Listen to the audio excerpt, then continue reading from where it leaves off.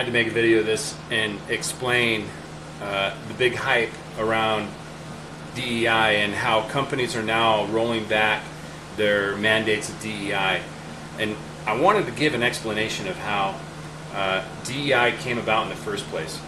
If you do the research and you go back and you look at your COP 20s and your COP 2012, 2014s, which were climate, there were conferences for climate change. All of this was being pushed through the United Nations as sustainable development goals. And so every nation, as it was pushed out, every nation adopted their own kind of social policies. The United States, for example, they implemented what's called ESG, Environmental, Social, and Governance, / DEI, Diversity, Equity, Inclusion. DEI is basically just affirmative action, just rebranded. So they also did other things like NACs, which are national asset companies. And last year, I think it was it was this year, January of 2024, NACs were being pushed through the SEC, which is Securities Exchange Commission, to be listed on the New York Stock Exchange. Now, these NACs, national asset companies, were designed to use federal land and sell a percentage of these federal lands to foreign entities like China, Russia, anyone that wanted to invest in these NACs. The problem, however, was that these foreign countries could make decisions of eminent domain. They actually called it conservation easements.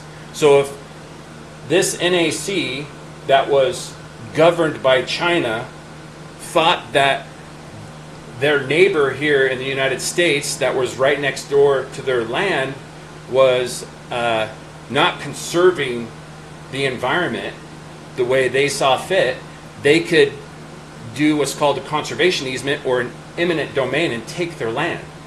So we successfully defeated that through the SEC, I think. A lot of people wrote in and told them how concerned they were with it, including Utah State's treasurer,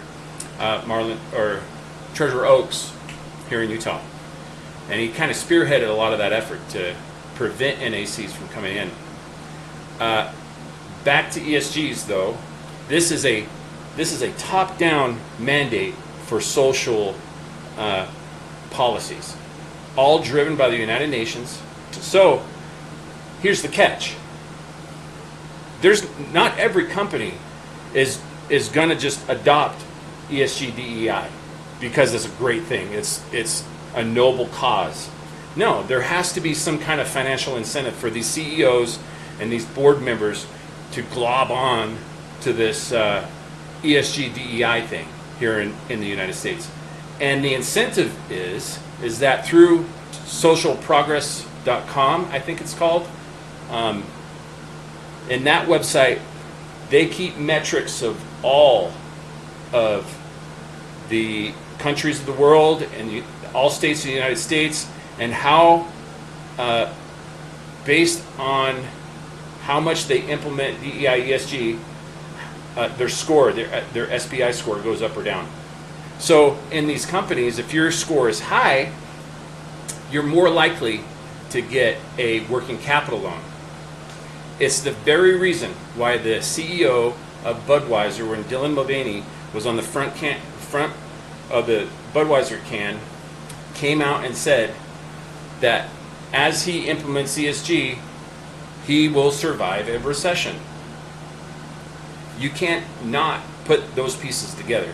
And if you look at the website, you can see all the financial incentives through companies like Coca-Cola, Meta, Microsoft, and many banks. You got to ask yourself, why would there be so much effort to push this DEI, ESG thing in the United States? And it's almost blackmail companies into doing it, because if they don't and their score is low, then they're not eligible for working capital loans.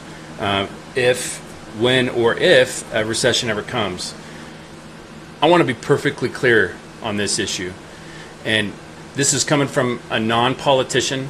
I ran this last year as an independent for U.S. Senate to take Romney's seat.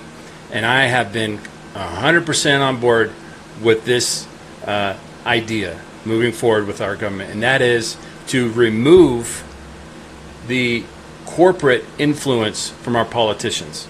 I do not want them to be influenced any longer by corporations or have any kind of influence over their legislation.